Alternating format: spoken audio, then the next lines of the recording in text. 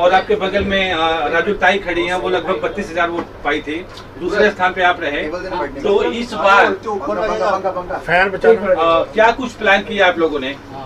मैंने आज अपने जितने भी मेरे साथी, जितने भी मेरे कुलीग जो 35-40 साल से मेरे साथ काम कर रहे हैं हमारी पार्टी कांग्रेस के, उन सब की मैंने आज मीटिंग बुलाई। और मीटिंग बुला के मैंने सबसे बातचीत ये कही और ये कहा कि हर इंसान को ये समझना है कि ये मेरी इलेक्शन है, ये मैडम सोनिया गांधी की इलेक्शन है, ये शरद पवार जी की इलेक्शन है, ये उद्धव जी ठाकरे साहब की इलेक्शन है, ये अरुण खान साहब की इलेक्शन है, हम सब की इलेक्शन है।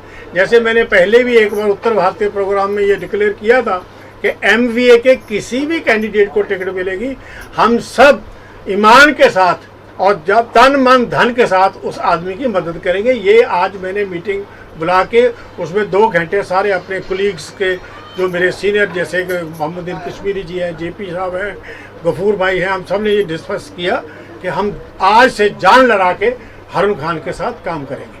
अरुण जी, कितनी खुशी आपको हो रही है? आपके बगल पिछले चुनाव में दोनों प्रत्याशी थे, राजू ताई जो कि लगभग 32,000 वोट पाई थी, वहीं बलदेव खोसा साहब लगभग 36,000 वोट पाए थे।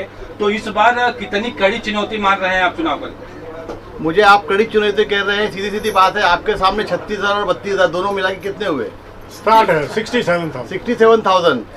अभी खुशी तो है 68,000 और बाकी हमारे जो और वोट जो आ जाएंगे वो और भी आएंगे, जीत तो हो जाएगी, कोई बात नहीं। सब लोगों के बीच में जा रहे हैं, क्या चुनावी मुद्दा आपका है और कैसा प्रतिक्रिया लोगों का मिल रहा है आपको?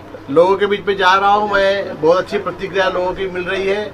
मैं वर्सोवा के विकास के लिए काम करूँगा, मैं हमारे सड़कों के लिए काम करूँगा। जो JVLR 10 सालों से रुका हुआ है वो ब्रिज को पूरा करने के लिए मैं काम करूँगा। मैं हमारे जो बिल्डिंग जो जर्जर है उसके लिए काम करूँगा, जिसको OC नहीं है उसके लिए काम करूँगा, जिसके लिए जो रास्ते खराब है, जैसे हमारे इंटरनल रोड जो है, इंटरनल रोड पे किसी का ध्यान नहीं जाता। इंटरनल रोड में सीवर लाइन का प्रॉब्लम है, इंटरनल रोड में आपको स्टॉर्म वाटर ड्रेन का प्रॉब्लम है और इंटरनल रोड इतने खराब है कि कोई इस पर ध्यान नहीं देता। मैं उस पर ध्यान दूंगा। वर्सोवा विधानसभा के अंदर हमारे कोलीवाड़े में बड़े पैमाने पर वहाँ पर जो कोलीवाड़े के बेचारे गरीब जो अपने मेहनत से कमाए हुए जो पैसे हैं, धन है, वो अपने घर में अपना घर बनाने के लगा रहे हैं। उनके घरों पे जो बुलडोजर चलाया जा रहा है, मैं जीत के आने के बाद सबसे पहले वो ये बुलडोजर जो है वो मैं रुकवाऊंगा। सबसे पहले मैं वो काम करूंगा। दूसरा है हमारे कोलीवाड़े भाई जो मछुआरे हैं, जो अपना काम करके आते हैं तो उनके लिए धक्का नहीं है, मैं धक्के के लिए काम करूंगा। मैं उनको जो सब्सिडी मिलती है डीजल के ऊपर, वो 6-7 महीने तक उनको डीजल में सब्सिडी नहीं मिलती और उनको अपनी चप्पलें घसनी पड़ती है, मैं उसके लिए काम करूंगा। जो हमारा यहाँ वर्सोवा के अंदर जो हमारी खाड़ी है, वो खाड़ी में जो गंदगी है वो बराबर सफाई नहीं होती, मैं उसकी सफाई के लिए काम करूंगा। मैं यहाँ पर जितने आप देखेंगे वो भूखंड जो आरक्षित है स्कूल्स के लिए, कॉलेज के लिए और क्रीडांगन के लिए, खास करके बच्चों के लिए, बच्चों को खेलने के लिए क्रीडांगन नहीं, मैं क्रीडांगन के लिए काम करूंगा। और जो भूखंड हमारे अस्पताल के लिए है, मैं उस पे अस्पताल के लिए काम करूंगा। क्योंकि क्या हो रहा है कि अभी के जो हमारे आमदार है उनका एक ही काम है, जो भी भूखंड खाली पड़ा हुआ है उस पर डल्ला मारो, उसका आरक्षण निकालो और बिल्डिंग बनाओ और पैसा कमाओ। मेरा काम वो नहीं रहेगा। मैं जमीन से जुड़ा हुआ कार्यकर्ता था, मैं जमीन से जुड़ा हुआ कार्यकर्ता हूं और भविष्य में जीतने के बाद भी मैं जमीन से जुड़ा हुआ कार्यकर्ता ही रहूंगा।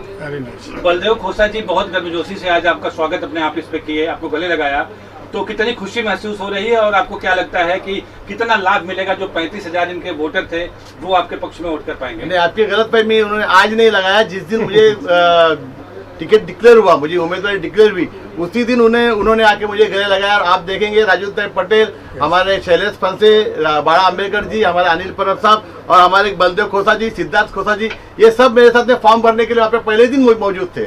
और आज जो है वो हमारी पदयात्रा में बलदेव जी ने जो जोशो खरोश दिखाया है, मेरे साथ में पहले दिन से ही महाविकास आघाड़ी के सभी घटक के दल के जो है नेता कार्यकर्ता जुड़े हुए हैं। कांग्रेस, राष्ट्रवादी कांग्रेस, समाजवादी पार्टी, आम आदमी पार्टी, CPM सारे घटक दल के लोग मेरे साथ में पहले दिन से जुड़े हुए हैं। और खास तौर से हमारे शिवसेना के जो हमारे राजूताई पटेल है, शैलेश पंसे है, बड़ा अम्बेडकर जी है, और हमारे शिवसेना के सारे उप प्रमुख, शाखा प्रमुख, महिला शाखा प्रमुख और हमारे कार्यकर्ता, घटक प्रमुख, उप शाखा प्रमुख, सारे के सारे पूरी जोर और शोर के साथ में मेरे साथ जुड़े हुए हैं। जेपी यादव के सेवक में खड़े थे, 8,000 लगभग वो पाए थे, लगभग वो भी आपके साथ जुड़ गया। हाँ जी साहब, thank you. JP Yadav ji कह रहा हूँ, आप अल्पसंख्यक हैं, रईस लश्करिया से आपको कितना नुकसान का अनुभव हो रहा है? लोगों को मालूम है रईस लश्करिया जिस पार्टी से खड़े हैं वो बी टीम है, और वो किसकी बी टीम है वो मुझे आपको बताने की जरूरत नहीं, वो आपको मालूम हो जाएगा। Yes. और लोगों को मालूम है कि बी टीम को वोट देने से उनके वोट खराब होने वाले हैं। वो वोट कटवा लोग जो खड़े हुए हैं वो उनको कोई फर्क पड़ने वाला नहीं है। राजूताई जी, मेरा सवाल आपसे होगा, पिछले विधानसभा चुनाव में आपने बहुत अच्छा परफॉर्मेंस दिया। आपके जो वोट थे वो किसी पक्ष से नहीं बल्कि आप अपक्ष चुनाव खड़ी थी। जाहिर सी बात है, इससे यह साबित होता है कि वो सारे के सारे 32,000 वोट आपके पर्सनल व्यवहार पे हैं। तो इस बार आपका सपोर्ट हारून जी को है, क्या लगता है आपको? हारून खान ये हमारा महाविकास आघाड़ी का उम्मीदवार है और इस उम्मीदवार को जिताना ये हमारा फर्ज है। महाविकास आघाड़ी, माननीय उद्धव जी, माननीय राहुल गांधी जी, माननीय शरद चंद्र पवार जी, इन्होंने जो निर्णय दिया वो निर्णय हमारे सर आंखों पे है। हम लोग सब मिल के हारून खान को जिताएंगे। हारून खान हमारा भाई है और हम सब मिल के उसके साथ में खड़े हैं और जितने ज़्यादा से ज़्यादा वोट हम घुमा सकते हैं उतने घुमा के लोगों को, मैं तो कहती हूँ कि लोगों ने मन बना लिया है। Yes. लोगों ने मन बना लिया है, लोगों ने कह दिया है कि हम सब मसाल के साथ हैं और आज ये महाविकास आघाड़ी की जीत होने वाली है। 23 तारीख को हम सब गुलाल उड़ाएंगे। आपके ही पार्टी से निकल के राजू पेंडेकर अपक्ष चुनाव लड़ रहे हैं, तो उसका कुछ असर पड़ेगा हारून खान जी के ऊपर? सही देखेंगे ना तो उनकी गलतफहमी है कि मैं इनको हराऊंगा और मैं जीत के आऊंगा, ये इनकी गलतफहमी है। हमारे सही में देखेंगे तो शिव सैनिक ये कहीं जाने वाले नहीं है। शिव सैनिक के कट्टर वोटर सब रहने ही वाले हैं। अगर जो कुछ भी होना है, उन्होंने जो सोचा है वो उनका काम है, वो जो करना है वो करेंगे। हमें इतना ही मालूम है कि हमारी शिवसेना महाविकास आघाड़ी की मसाल जीतने वाली है और महाविकास आघाड़ी हम जीतने वाले हैं और मसाल पे ज़्यादा से ज़्यादा लोगों के वोट आएंगे। हारून साहब, अंतिम सवाल आपसे। आपके एक तरफ बहन, एक तरफ भाई, बलदेव घोषा जैसे दो हाथों के साइड में दोनों लोग हैं, तो क्या अपील करना चाहेंगे वर्सोवासियों से? मेरे राइट हैंड पे राजूताई पटेल है और लेफ्ट हैंड पे हमारे बलदेव जी है। ये दोनों की ताकत मेरे लिए सबसे बड़ी ताकत है और इस ताकत के साथ मैं 23 तारीख के दिन आपको विजयी उम्मीदवार के रूप में नजर आऊंगा। आमीन आमीन। जेपी भाई, आप भी उत्तर भारतीय बड़े चेहरे हैं। पिछली बार आपने नगर सेवकी का चुनाव लड़ा था, तो किस तरह से सहयोग है हारून जी के साथ आपका? देखो, मैं तो कुछ 6-7 महीने से हारून भाई से परिचित हूँ। मैंने जिस प्रोग्राम में उनको बुलाया उस प्रोग्राम में वो आधा घंटा पहले ही आ गए। मेरा उत्तर भारतीयों का प्रोग्राम था, उसमें आए हुए थे। उस समय बलदेव जी जो है ना स्पीच कर रहे थे कि जो है कांग्रेस का कैंडिडेट होगा, दोनों सीटें कांग्रेस को जाएंगी और ऐसा हम लोग का पूरा वो था कि ये कांग्रेस को सीट जा रही है। और उसी समय जो है ना एक शिवसेना के नेता थे, उन्होंने कहा नहीं, अगर ये उद्धव गुट को जाएगी तो हमारी मसाल भी जो है चाहिए।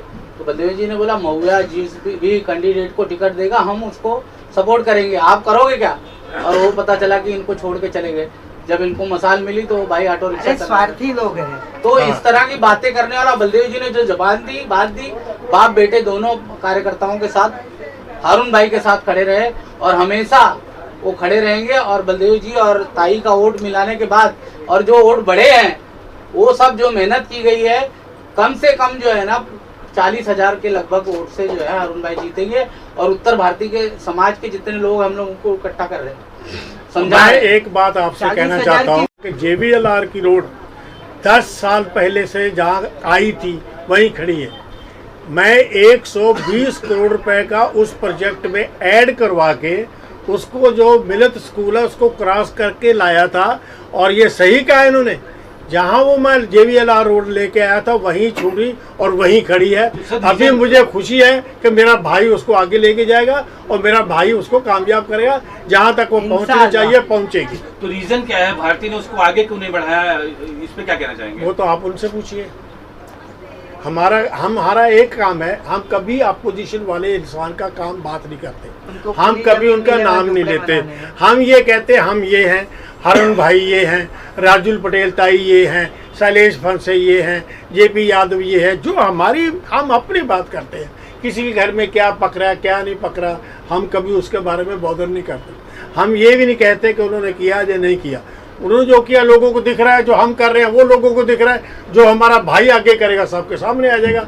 हाँ, ये मैं कह सकता हूँ, जो मेरा 40 साल का तजर्बा है जो इस एरिया में, मैंने 7 बार टिकट ली, 7 बार इलेक्शन लड़ा, ये है कि हमें ये बहुत अच्छा इंसान मिला है, जो मैं समझता हूँ, जो मैं जानता हूँ। राजुल ताई जैसी मैच्योर औरत जिसने ज़िंदगी में इतना काम किया, इस एरिया में इतना काम किया है कि मैं गिना ही नहीं सकता।